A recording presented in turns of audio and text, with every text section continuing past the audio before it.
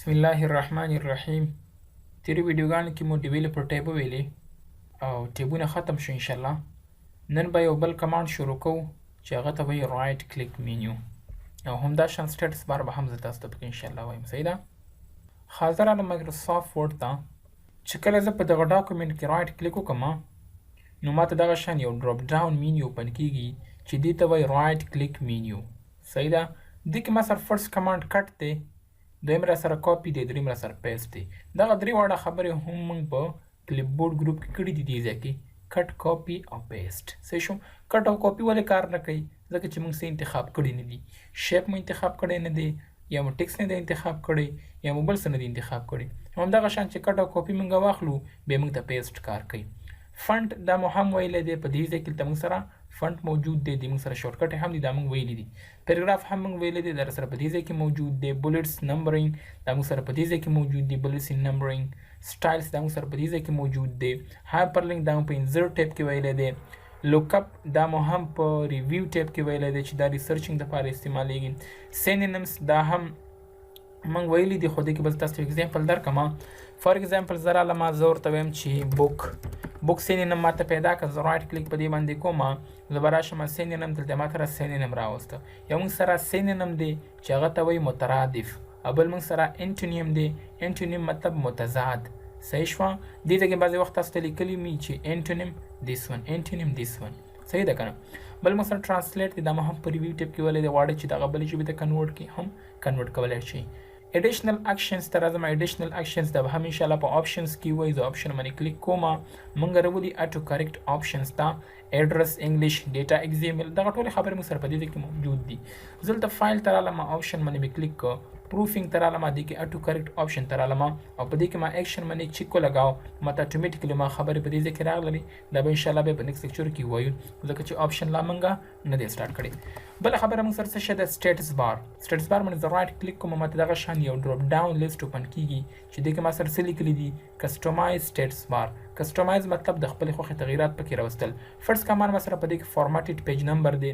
یو خو موږ سره پیج نمبر په دې شکل کې موجود وي چې پیج ایکس اف واي، او بل سره په دې شکل کې موجود دی چې صرف هغه پیج نمبر په تاسو درکوي. نو په دې باندې کلیک کوم، ګوره ماته هماغه پیج نمبر صرف راوسته، ایکس اف واي راته رانوسته. دا په دې ځای کې بل یو فارمټ دی، یعنې زه چې کوم پیج کې ولاړ یم ماته به صرف د هماغه پیج نمبر راته دلته راولي. خبر موږ سره د سیکشن، دا موږ سره سیکشن نمبر راولي. دا مو پیج لیوټ ټیب کې ویلی دی. پیج نمبر دا موږ سره په همدغه شکل کې راځي چې بای ډیفالټ دا شکل کېدلی وي. ورټیکل پیج پوزیشن دا تاسو سره ورټیکل پیج پوزیشن شو کې چې کوم ځای کې تاسو کرسر ولاړ وي ورټیکلی څومره فاصله ورسره لري. صحیح شو. 1 انچ، 2 انچ، 3 انچ. لاین نمبر تاسو لاین نمبر درکړئ چې څوم لاین کې تاسو ولاړ استئ. کالم تاسو ته کریکټر درکړئ چې څو کریکټر تاسو رایټ خواته تللي یاستئ. صحیح ده که نه؟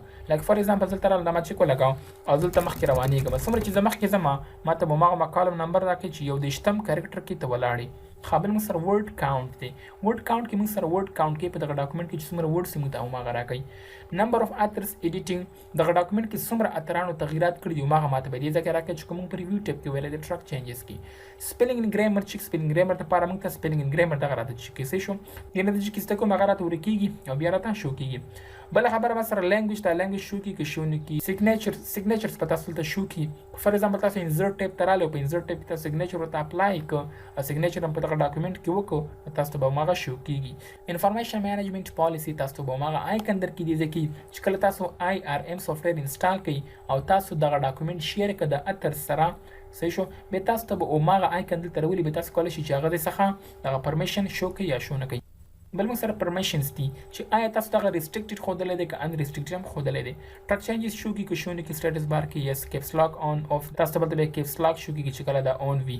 اوور ټایپ مطلب دا دی چې آیا په دغه لیکۍ باندې د پاسه خط راځي او که نه کوم ځای کې چې زه کلیک وکړم هغلته دې لیکلو شي. دا ډېر زبردست آپشن دی. ګورې ورته زه رالم فار ایگزامپل ماته یو جمله ولیکله، هی از ا بوای، دا مې ډاټ ورته ولیکم او دا مې فار ایگزامپل لږ ورته غټ کړه.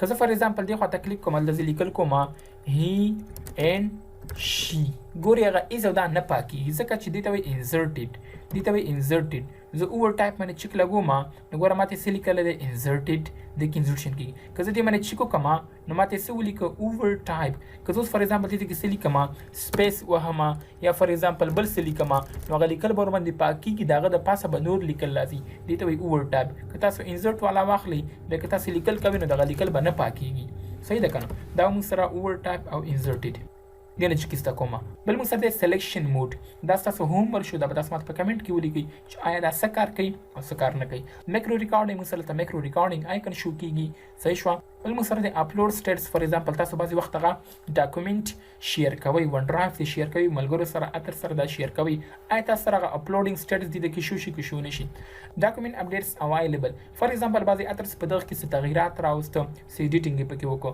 اپډیټس تاسو ته راغلي دي آیا په سټیټس بار کې تاسو ته هغه شو کې که شو درته نه کي صحیح شوه ویو شارټکټس تاسو شو شي که شو نه شي دغه ویو بټنز چې کوم دي صحیح شو زوم 100 شو شي که شو نه شي زوم سلایډر شو شي که شو نه شي صحیح شوه دلته راځم پیج باندې کلیک کوم دا موږ ګوټو ته بوځي بیا دلته راځم سیکشن باندې کلیک کوم سیکشن هم ما ګوټو ته ولي پیج باندې کلیک کوم دا هم ما ګوټو ته ولي کالم باندې کلیک کوم دا هم ما ګوټو ته ولي ورډ باندې کلیک کوم دا ما ورډ کاونټ ته ولي او همدا شان سپیلینګ باندې کلیک کوم دا ما سپیلینګ ان ګرامر چیک کوي لینګویج باندې کلیک کوم دا ما لینګویج ته بوځي او همدا شان ریکارډینګ باندې کلیک کوم دا ما ریکارډینګ ته بوځي همدغه شان دا موږ سره د ټیب څخه وروسته رایټ کلیک مینیو او همدا شان سټیټس بار یو بل خبره هم یاد ساتئ په رایټ کلیک مینیو کې فار ایگزامپل بعضې وخت تاسو یو ټیبل راولئ او په دغه ټیبل کې چې کله تاسو رایټ کلیک وکئ دې کې موږ سره انزرټ ډیلیټ سپلیټ سلیکټ سپلیټ سیل border and shading text direction cell alignment